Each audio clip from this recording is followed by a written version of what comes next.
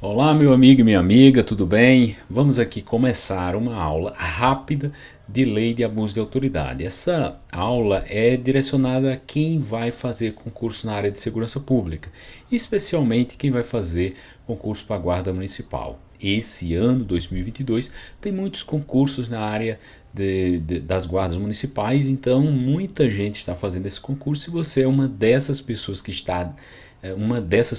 estão de olho em uma vaga de guarda municipal, acho muito interessante você manter-se atualizado sobre a lei de abuso de autoridade. Por quê? Porque ela cai. Todos os editais trazem a lei de abuso de autoridade e você não pode deixar de conhecê-la, não pode deixar de entender bem dela, porque cai muito e é o tipo de questão que você não deveria perder. Se você tiver que perder questão, que perca em português, que perca em outro assunto, mas não perca nessa legislação específica, porque não é tão difícil de você compreender, não é tão difícil de você gravar. Essa lei de abuso de autoridade, ela é nova, ela revogou a antiga lei, que era de 1965, e por ser nova e também por ampliar bastante as possibilidades de se cometer um crime de abuso de autoridade, ela tem sido muito cobrada nas provas. Eu vou acompanhando aqui essa aula com uma apostila que eu montei, então de vez em quando eu vou estar olhando aqui para baixo para ir mudando o tópico, o assunto. Então, vamos começar pelo sujeito do crime. Quem pode ser sujeito do crime de abuso de autoridade? Quem pode ser sujeito do crime de abuso de autoridade? Agente público. A lei diz que é agente público. A lei diz que é agente público. Artigo 2º da lei diz que é agente público. E aí quem é agente público? Quem é agente público? Todo mundo que faz as vezes do Estado. Então pode ser um servidor público, pode ser um empregado público, né? Servidor público, empregado público, pode ser um particular que esteja exercendo alguma função, que esteja ali representando o Estado, esteja agindo em nome do Estado. Qualquer pessoa que estiver agindo em nome do Estado, tem uma função, tem um cargo, tem um mandato, vai poder, um emprego público, vai poder estar poderá cometer abuso de autoridade, desculpa, poderá cometer abuso de autoridade. Agora você pensa, nossa, então qualquer pessoa pode cometer abuso de autoridade. Eu pensei que era o delegado, o juiz, o promotor, o pessoal que mexe com segurança pública, enfim, com essas coisas que mexem gravemente com as liberdades das pessoas. Sim, esses aí realmente terão chances maiores de cometer crime de abuso de autoridade. E a própria lei diz que membros do Ministério Público podem cometer, do Judiciário, do Legislativo, enfim, a lei elenca alguns órgãos e entes em que se pode cometer crime de abuso de autoridade, mas eles são apenas exemplos. Qualquer agente público, em tese, pode cometer crime de abuso de autoridade. Qualquer agente público, em tese, pode cometer abuso de autoridade. Então isso é muito amplo, isso é muito interessante. Okay? E aí a lei, deixa eu ver aqui no parágrafo 2º no parágrafo único do artigo 2º, veja o que diz, ó. Reputa-se agente público para efeitos desta lei, aí vai dizer algo muito amplo. Todo aquele que exerce, ainda que transitoriamente ou sem remuneração, olha, ainda que transitoriamente e sem remuneração, isso cai muito em prova, porque você pensa, nossa, alguém que não é remunerado vai cometer crime de abuso de autoridade, é o agente público que comete crime de abuso de autoridade. Não importa, se o camarada estiver fazendo as vezes do Estado, não importa se está recebendo alguma coisa por isso ou não. Então, ainda que transitoriamente, não precisa ser aquele servidor de carreira nem nada, ainda que transitoriamente ou sem remuneração, aí diz por eleição, nomeação, designação, contratação, olha só, um particular que teve um contrato com o Estado, está exercendo o papel do Estado ali, pode cometer crime de abuso de autoridade. Ou qualquer, aí a lei coloca amplo, ou qualquer outra forma de investidura ou vínculo, mandato, vínculo, qualquer investidor ou vínculo, mandato, cargo, emprego ou função em órgão ou entidade. Olha, em órgão, pode ser dentro de um órgão, que está dentro de um ente, de uma entidade, ou entidade abrangidos pelo caput do artigo. Quais são as entidades do caput do artigo? Todos os órgãos públicos, autarquias, a administração direta e indireta, os três poderes, os órgãos autônomos, enfim. Então, qualquer pessoa, qualquer agente público, em tese, pode cometer crime de abuso de autoridade. Lembre disso, é algo muito amplo, muito amplo. Então, vamos resumindo aqui: quem pode cometer crime de abuso de autoridade? Servidor público em sentido amplo, ou seja, servidor público, empregado público, servidor temporário e agente público. Qualquer um desses pode cometer crime de abuso de autoridade. E quem pode também cometer abuso de autoridade? Alguém que não é servidor, um particular em colaboração, alguém contratado pelo Estado, pode também cometer abuso de autoridade. Quando eu digo Estado, gente, se você é da área do direito, você sabe que quando eu falo Estado, eu estou falando de qualquer entidade, ente, órgão que faz parte do município, do Estado membro da União. Mas se você não é da área do direito, então você pode ter dificuldade. Quando eu falo Estado, eu não estou falando dos Estados membros, Alagoas, Sergipe, Bahia, São Paulo, Santa Catarina, não. Eu estou falando de Estado qualquer, digamos assim, de forma leiga, o governo, qualquer coisa de governo, entende? Então, se você não é da área do direito, o Estado é qualquer órgão público, qualquer atividade pública, essa ideia do governo, entendeu? É o Estado. Isso é em termos não técnicos para quem não é da área do direito entender. Mas Estado é esse conceito político. E aí o Estado, qualquer agente do Estado pode cometer abuso de autoridade. Vamos para o próximo tópico, que deixa eu ver se ainda tem alguma coisa. Vamos falar da finalidade específica, que está lá no artigo 1º, parágrafo 1º da lei. A lei diz que para você cometer um crime de abuso de autoridade, você precisa ser agente público, né? E a gente já viu que agente público é uma coisa muito ampla. Uma coisa muito ampla é o conceito de agente público. Para você cometer um crime de abuso de autoridade, então você precisa ser agente público. Mas você precisa de mais uma coisa: cometer uma das condutas. Então, prender alguém de forma abusiva, invadir o domicílio de alguém, cumprir mandado judicial fora do horário permitido. Então, você está ali cometendo uma conduta típica. Quem não é da área do direito, você está praticando uma coisa. Você está praticando uma coisa que a lei diz que é crime, né? Proibida pela lei, e a lei diz que aquilo é crime. Então, você precisa ser agente público e praticar a conduta típica. Mas você precisa ainda, além disso, praticar tendo uma finalidade específica. Então, não é só praticar sendo agente público. É praticar sendo agente público e tendo uma finalidade específica. E essa finalidade específica são três. São três coisinhas que você precisa entender. Você pode praticar crime de abuso de autoridade se você tiver o interesse em se satisfazer pessoalmente. Eu sou um cara, sei lá, você gosta se satisfaz com ver as pessoas sofrerem, ou sei lá. Então você, pelo um capricho seu, uma satisfação pessoal sua, você pratica aquela conduta tipificada como crime. Então você tinha aquela coisa só para você, a coisa da pessoa, do psicopata, né? Da pessoa sádica, faz aquilo só para ver o outro sofrer, para você se satisfazer. Isso é uma das possibilidades. A segunda possibilidade é você querer prejudicar alguém.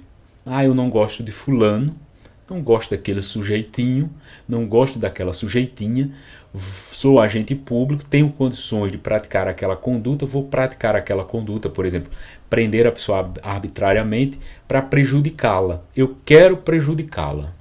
Olha só que situação. Então você vai estar cometendo abuso de autoridade, porque você teve a finalidade específica de prejudicar alguém. E a terceira possibilidade é se você quer beneficiar beneficiar a si próprio. Eu vou prender aquela pessoa, eu vou maltratar aquela pessoa, porque isso me traz um benefício, que não seja apenas uma mera satisfação pessoal, mas algum tipo de benefício. Por exemplo, eu vou prender o meu adversário político, que vai concorrer nas eleições comigo, eu prendo para que ele tenha problemas e não consiga, por exemplo, se candidatar na eleição que virá. Então eu estou para me beneficiar. Ou para beneficiar outra pessoa. Eu posso fazer essa mesma coisa, só que eu não quero me beneficiar, eu quero beneficiar a outra pessoa, o meu primo, o meu tio, alguém que me paga alguma coisa, então eu quero beneficiar um terceiro.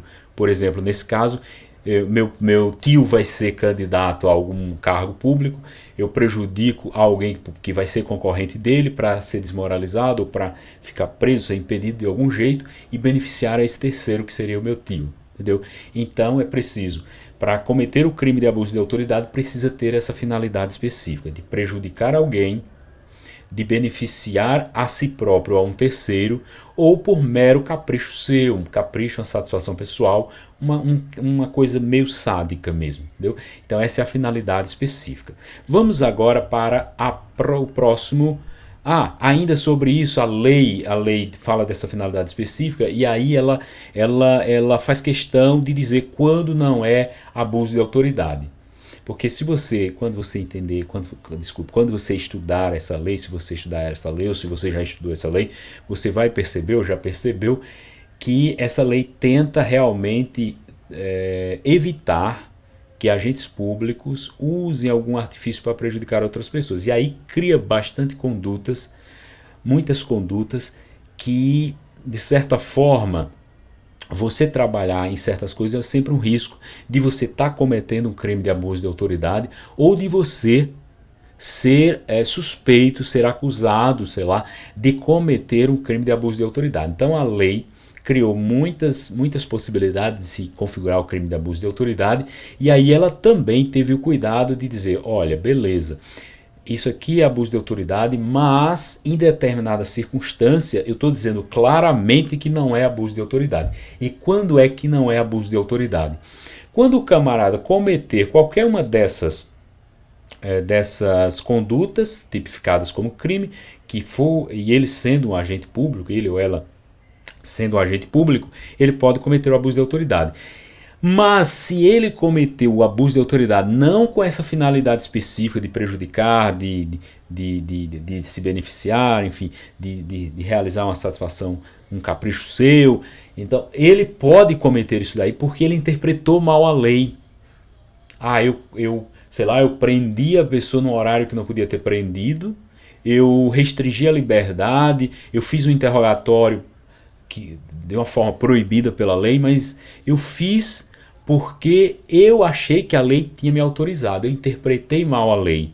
Então, eu interpretei mal a lei, eu não tive a finalidade de prejudicar a pessoa, eu simplesmente me confundi, me enganei, interpretei mal a lei. E aí, ou se você interpretou mal a lei, ou se você interpretou mal os fatos, você interpretou mal a situação, você interpretou mal os fatos, você interpretou mal as provas e você agiu de certa forma proibida pela lei, numa atitude considerada abuso de autoridade. Então, mesmo você tendo praticado a conduta, mesmo você sendo agente público, praticando a conduta, se você praticou por uma má interpretação da lei ou uma má avaliação dos fatos e das provas, você não cometeu crime de abuso de autoridade. Okay? Vamos agora ver a questão da ação penal. Deixa eu ver aqui. Pronto, próximo tópico é ação penal mesmo. Ação penal. A ação penal nos crimes de abuso de autoridade ela é pública incondicionada. Pública incondicionada. Se você é da área do direito, você sabe do que eu estou falando. Se você não é da área do direito, vamos tentar simplificar para você. Algumas coisas eu posso até falar de uma forma não técnica, porque o objetivo é que você entenda. E se você não for da área do direito, você pode não entender da forma técnica, não ser a forma mais eficiente, muitas vezes, de falar sobre o assunto. Então eu vou falar de uma forma que você entenda, porque o objetivo é que você entenda. As ações para quem não é da área do direito, pode imaginar assim, o processo. A pessoa foi processada. Então a ação penal, ela pode ser movida, ela pode ser iniciada pelo Ministério Público ou ela pode ser iniciada pelo ofendido, pela pessoa que tem interesse direto naquela ação. Então a ação penal, em regra, ela é promovida pelo Ministério Público. Então alguém cometeu um homicídio, alguém cometeu um furto, um roubo, um dano. A ideia é, qualquer crime é o Ministério Público quem vai lá, o promotor de justiça vai lá e diz: eu quero processar esse sujeito que supostamente cometeu o delito. Isso é a função uma das funções do Ministério Público, uma das atribuições do Ministério Público. Aí beleza. Só que, em alguns casos, a lei diz, é o Ministério Público quem vai fazer, mas ele só vai fazer se alguém pedir, se a vítima do delito pedir, se a vítima do crime pedir. Outras vezes a lei vai dizer, não importa se a vítima pedir, ainda que a vítima não queira processar, o Ministério Público deve processar aquela pessoa supostamente cometedora do delito, do crime, da infração penal. E existe aquela situação em que o Ministério Público não se envolve. Alguns poucos crimes, por exemplo, crimes contra a honra, difamação, injúria, essas coisas, só eu que fui ofendido, eu mesmo vou lá e processo a pessoa. Eu quero processar. Eu não quero, esquece. A pessoa cometeu o crime, o dito pelo não dito fica para lá e eu não faço nada. Então existe a possibilidade do Ministério Público dever agir sem ninguém pedir, a possibilidade do Ministério Público dever agir se alguém pedir, e existe a possibilidade do Ministério Público não se envolver. O próprio ofendido é quem move a ação. Então essas três possibilidades. Quando o Ministério Público age, a gente chama de ação penal pública. Quando o Ministério Público não age, quando é o particular quem age, o ofendido quem age, a gente chama de ação penal privada. Aí na ação penal privada é uma só. Mas na ação penal pública, o Ministério Público pode ter o dever de agir sem ninguém pedir, diz que é incondicionada. Ação penal pública incondicionada. Por que diz que é incondicionada? Porque incondicionada a quê? Incondicionada a representação da vítima. O ofendido, a vítima, não precisa fazer uma representação, não precisa ir lá no Ministério Público e pedir que o Ministério Público comece a agir para apurar o crime, processar aquela pessoa e levar aquela pessoa a julgamento perante a justiça, no judiciário. Então é incondicionada a representação. O Ministério Público soube que aconteceu o delito, sabe mais ou menos, tem uma ideia de quem foi o autor do delito, quem foi que cometeu o crime, o Ministério Público deve ir lá processar essa pessoa. E existe a situação em que o Ministério Público deve agir, mas ele deve esperar que o ofendido queira, que o ofendido vá lá e peça ao Ministério Público: eu sofri algum tipo de... houve um crime e nesse crime eu sou a vítima, sofri algum tipo de violência, e eu quero que você inicie uma ação penal para que essa pessoa seja levada a julgamento. Aí é uma ação penal pública condicionada. Condicionada a quê? Condicionada à representação. Ela tem uma condição. Ela só acontecerá se tiver uma representação da vítima. Ok? Então, nos crimes de abuso de autoridade, o que acontece? Os crimes de abuso de autoridade são de ação penal pública incondicionada. O Ministério Público, o promotor de justiça, ficou sabendo que aconteceu um crime de abuso de autoridade e sabe, pelo menos tem os indícios, tem alguma ideia de quem tem a justa causa, de quem foi o autor desse delito. Ele sabe que foi fulano, soube que foi fulano, disseram que foi fulano, cometeu um crime de abuso de autoridade. O Ministério Público não precisa esperar o fulano que foi vítima, alguém, o Beltrano que foi vítima, vir pedir: Ministério Público, quero que você inicie uma ação para que essa pessoa seja levada a julgamento. Não precisa, ele deve agir. Então a ação penal nos crimes de abuso de autoridade é ação penal pública incondicionada. Ação penal pública incondicionada, isso cai em prova. Grave isso, ação penal pública incondicionada. Isso é a regra, porque existe uma exceção. Grave a exceção também. Se o Ministério Público nada fizer, aí eu, sendo a vítima do delito, eu posso entrar com a ação. Aí será uma ação penal privada. ação penal privada, porque não é pública, não é o Ministério Público, sou eu o ofendido, sou eu o ofendido, sou eu a vítima que estou indo ao judiciário pedir para que seja julgada aquela pessoa, né? Então, peço para que o judiciário julgue, para que o juiz julgue, então é uma ação penal privada. Só que essa ação penal privada chama ação penal privada subsidiária da pública. Quando o crime é de ação penal privada, chama só ação penal privada. Mas quando essa ação penal privada ela só existe porque a pública não aconteceu, aí a gente chama de ação penal pública ação penal privada, ação penal privada subsidiária da pública. Subsidiária da pública porque ela só veio porque a pública não veio, porque o promotor de justiça não levou aquele caso ao judiciário, ok? Então a ação penal na lei de abuso de autoridade é uma ação penal pública incondicionada, mas existe a possibilidade de uma ação penal privada subsidiária da pública nos casos em que o Ministério Público ficar inerte, não promover a ação penal, ok? Vamos então ver aqui o próximo tópico, vamos avançando. Próximo tópico, efeitos da condenação. O que são efeitos da condenação? Na esfera penal, alguém foi condenado. Pode ser que essa pessoa condenada, essa condenação produza algum efeito, outros efeitos além da própria sanção penal que virá. Por exemplo, a prisão, a multa que a pessoa vai receber, poderá produzir outros efeitos. E a lei de abuso de autoridade, essa nova lei de abuso de autoridade, está dizendo que existem três efeitos decorrentes da condenação na esfera criminal. 3 efeitos decorrentes da condenação na esfera criminal. Então, o sujeito foi condenado pelo crime de abuso de autoridade. O sujeito foi condenado pelo crime de abuso de autoridade.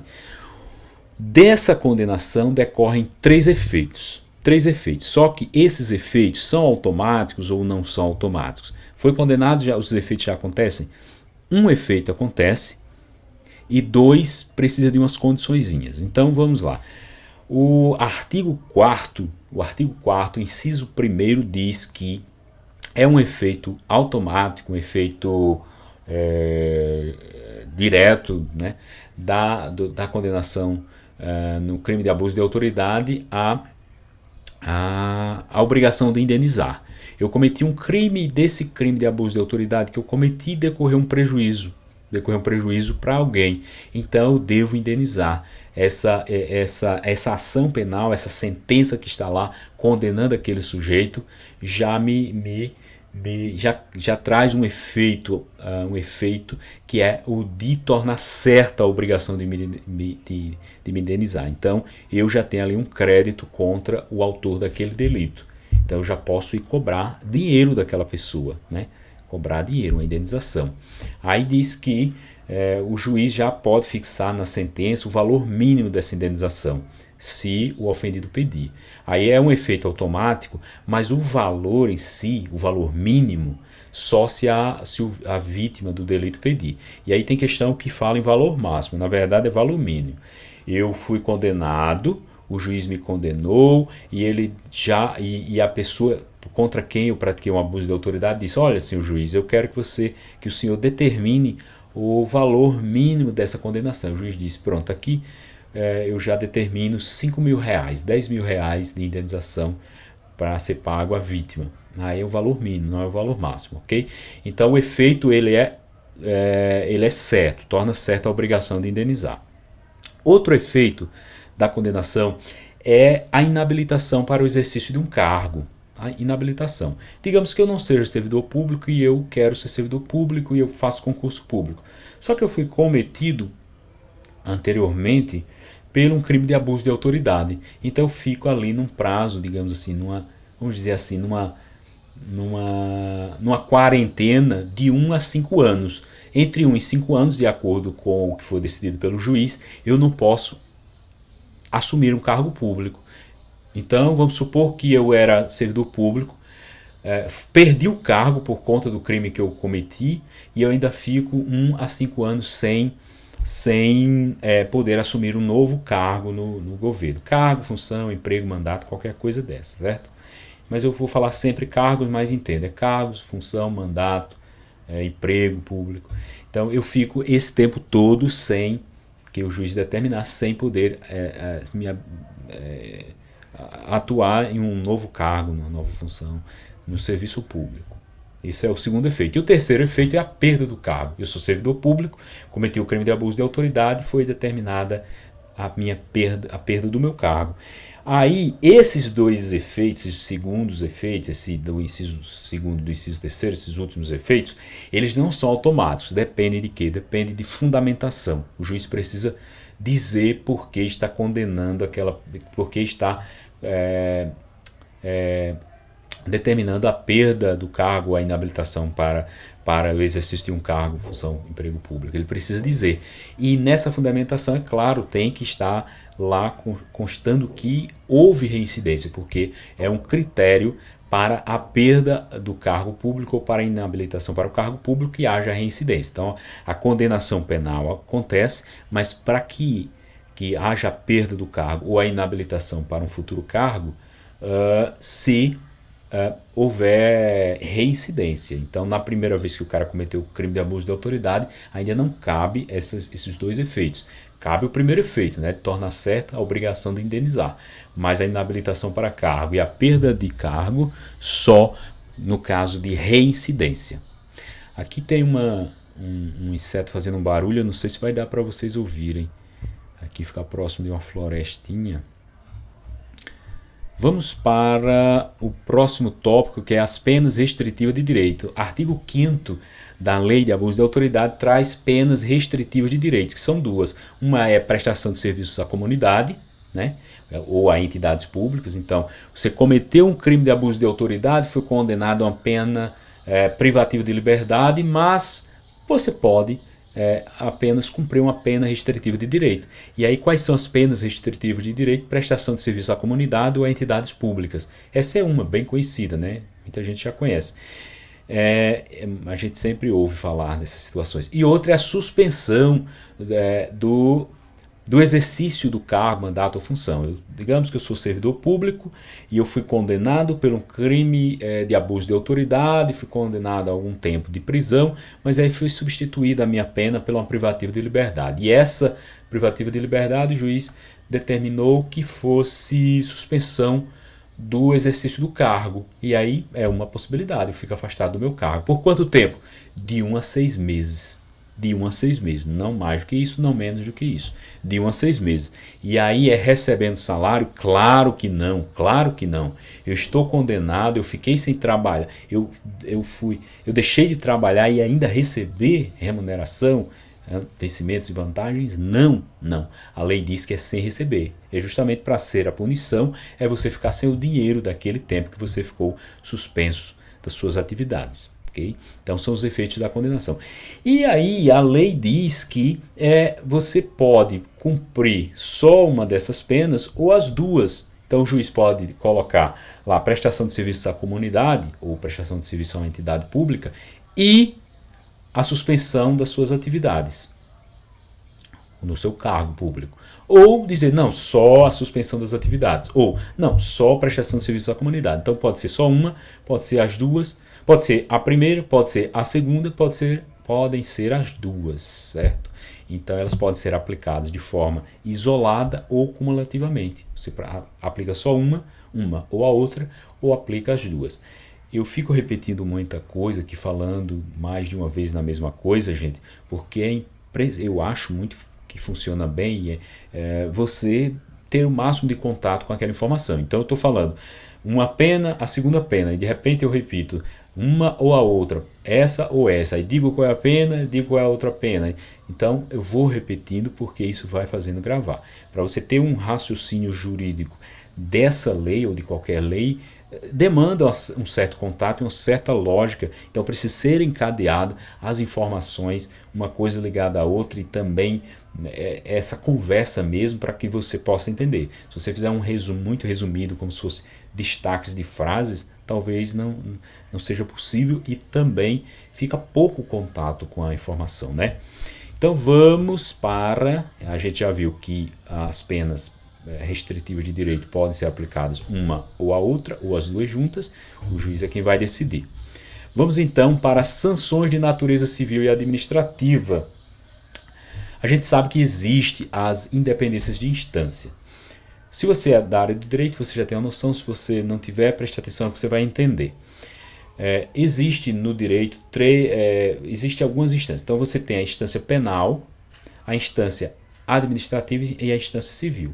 Você pode ser condenado em uma instância e não ser na outra, e ser na primeira, não na segunda e ser na terceira, na primeira e na segunda e não ser na terceira, na segunda e na terceira, só na terceira, só na segunda. Então são várias possibilidades. Então você pode ser condenado na esfera penal por um crime, porque quando você pratica certa conduta, ela pode ter efeito, ela pode repercutir só na esfera penal, ela pode repercutir só na civil, só na administrativa, ou em duas delas, ou em todas elas. Então, cada julgamento é separado. Você pode ser condenado em uma e não condenado em outra, pode ser condenado em duas e não em outra, pode ser condenado nas três.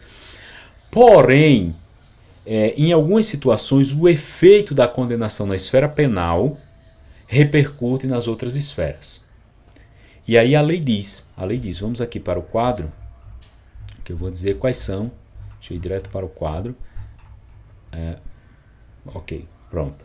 Hipóteses em que a esfera penal determinará o resultado nas demais esferas. Então, se você for condenado na penal, vai ter repercussão nas outras esferas. Se você foi absolvido na penal, poderá ter implicações nas outras esferas ou não. Agora, se você foi condenado na administrativa, tem algum efeito para a penal? Não. Se você foi condenado na civil, tem algum efeito para a penal? Não. Se você foi condenado na civil, tem algum efeito para a administrativa? Não. Se você foi condenado na administrativa, tem algum efeito para a civil? Não. Agora, se você foi condenado na penal, vai ter efeito para essas outras esferas. Se você foi condenado, aliás, foi absolvido na penal, poderá ter efeito nessas outras esferas ou não. Aí vamos lá. Se você foi condenado, vai ter efeito nas outras esferas. Você foi condenado na penal, então vai ter efeito nas outras esferas. Agora, se você foi absolvido na esfera penal, não foi fulano quem cometeu o crime, ou não sabemos se foi fulano, não temos prova, então vamos absolver porque não temos prova. Isso pode ter efeito ou não na esfera penal. Vamos lá. Então, se você foi absolvido na esfera penal porque você praticou, o juiz constatou que você praticou, houve o crime e o juiz constatou que você praticou o crime de abuso de autoridade.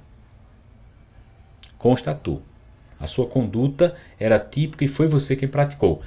Então, mas só que você praticou em legítima defesa, ou praticou no estrito cumprimento do dever legal. Você praticou a conduta, mas você está amparado numa das excludentes de ilicitude. Você praticou a conduta típica. Aquela conduta era crime. Não podia praticar aquela conduta. Mas você, digamos assim, tem uma justificativa. Eu pratiquei porque eu estava amparado numa excludente de ilicitude. Eu pratiquei porque eu estava me defendendo. Legítima defesa.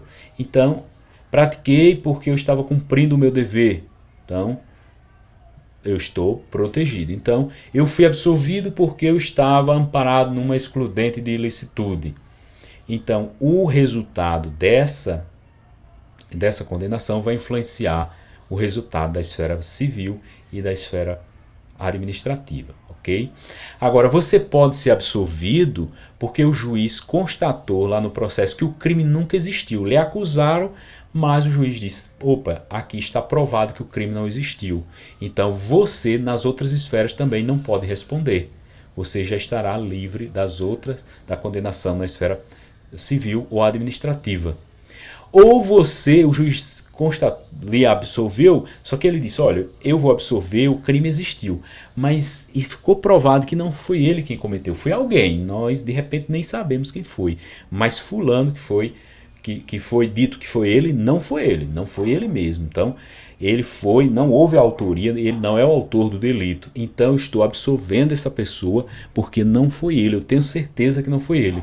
Aí, se não fui eu, o resultado da esfera penal também influencia a esfera civil e administrativa. Ok? Então, já temos 3 hipóteses em que a esfera penal influencia a esfera administrativa. Mas existe uma última hipótese, que é aquela: O juiz constatou que o crime existiu. O crime existiu. Alguém cometeu aquele crime. Disseram que foi fulano. Vamos botar o nome. Disseram que foi o Zé que cometeu o crime de abuso de autoridade. O Zé cometeu o crime de abuso de autoridade. O Zé foi processado, mas o Ministério Público não conseguiu provar que foi o Zé.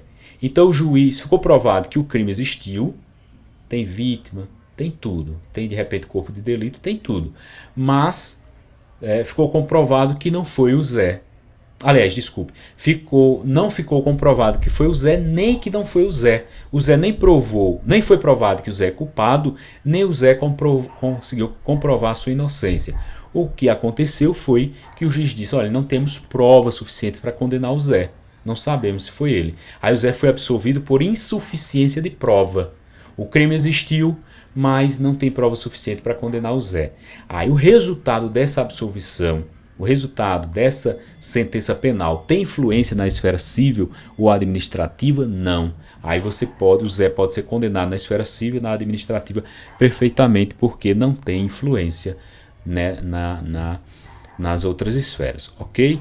Agora, depois, a gente não vai ficar aqui, a gente vai agora para crime, mas a gente não vai ficar aqui lendo os crimes, porque são muitas condutas e você só vai entender tendo mais contato com ela. Eu não vou ficar aqui lendo texto de lei para você, só lendo as condutas. Então, a parte de crimes você vai realmente ter que ler, porque são muitos artigos, um em seguida do outro. E também, claro, resolver questões, porque aí resolvendo questões você vai vendo até quais são os crimes que caem mais, né? Então, a gente vai ver crime. Mas aí eu vou citar só uns 4 que costuma cair para você ter uma ideia. Deixa eu ver. Tem o 22, o artigo 22, acho que o 15 cai muito.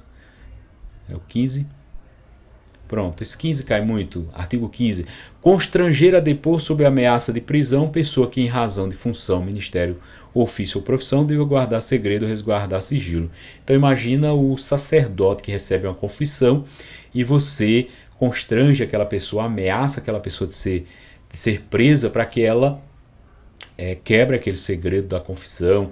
Aí vai ser um abuso de autoridade. Isso não pode acontecer. Aí tem pena de 1 a 4 anos e multa. Aí, por exemplo, o advogado que tem o dever profissional de guardar o segredo do seu cliente, né? Ele não pode ser constrangido a falar. Tem o 18, submeter o preso, esse cai muito também, submeter o preso a interrogatório policial durante o período de repouso noturno. Então não se faz interrogatório à noite, no período de repouso noturno, salvo se capturado em flagrante delito ou se ele devidamente assistido consentir em prestar declarações. Então, no período noturno não se faz interrogatório policial, não se faz interrogatório, entrevista com preso, né? A não ser que seja foi um flagrante delito, o cara foi preso em flagrante, já é o período noturno e aí ele vai prestar o depoimento.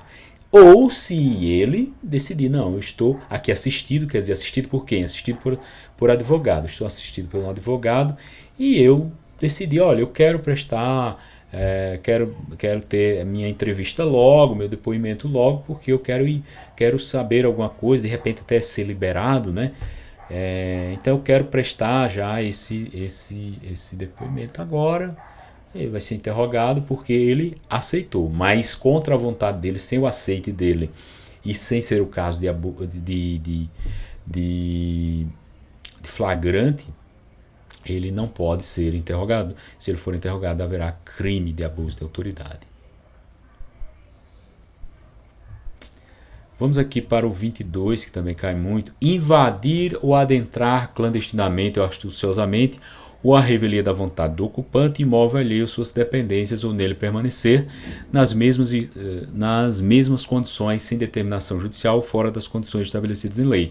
Então, você não deve entrar na casa de ninguém sem autorização, a menos que com mandado judicial ou nas hipóteses, por exemplo, para prestar socorro você pode, em flagrante delito você pode, em caso de desastre você pode, mas numa situação normal você não pode, será crime de abuso de autoridade. Agora veja o que diz o inciso 3º, que cai mais ainda nas provas. Cumpre, ou seja, incorre na mesma pena, na forma prevista no caput, né? Quem cumpre mandado de busca e apreensão após as 21 horas ou antes das 5 horas. Isso cai direto, despenca em prova. Então, cumprir, mesmo que você esteja lá com mandado judicial, você não pode cumprir depois das 21 horas. Até as 21 horas, se chegou lá 21 horas, você pode. Mas 21 horas e 1 minuto você já não pode mais cumprir o mandado judicial.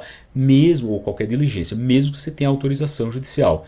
Ou antes das 5 da manhã. Às 5 da manhã em ponto você pode? Pode. Às 4h59 você não pode não ainda, ok? Isso é crime de abuso de autoridade. Agora vamos, não vou mais continuar lendo sobre crimes, você vai precisar ler, eu aconselho gravemente que você leia as condutas tipificadas como crime. Agora eu quero dizer para vocês alguma coisa aqui sobre penas. As penas previstas na lei de abuso de autoridades são dois tipos, né? A pena é de prisão, detenção, lembre, as penas da lei de abuso de autoridade são de detenção. Se falar em reclusão é falso, é de detenção. E multa, não é ou multa, é e multa. Então, você foi condenado, vai ser detenção e multa, as duas coisas, ok? Detenção e multa. Agora, qual é o prazo da restrição da liberdade? Qual é o prazo da prisão, da pena de detenção? Aí a lei criou, digamos assim, dois parâmetros. Crimes que a lei considera mais leve, crime que a lei considera mais grave, mais pesado. Para crimes mais leves, de 6 meses a 2 anos. Para crimes mais graves, de 1 a 4 anos. Veja, pena mínima 6 meses a 2 anos. A pena mínima é 6 meses, 2 anos, 4 vezes a pena mínima. Então, grave, pena mínima até 4 vezes ela, que vai ser a pena máxima. Então, 6 meses a 2 anos. Nos crimes mais graves, 1 ano a 4 anos. Pena mínima de 1 ano ou 4 vezes essa pena mínima, que será a pena máxima. Então, são dois parâmetros. 6 meses a 2 anos, 1 ano a 4 anos. A pena mínima é sempre a quarta parte da pena máxima. A pena máxima é sempre quádruplo da pena mínima.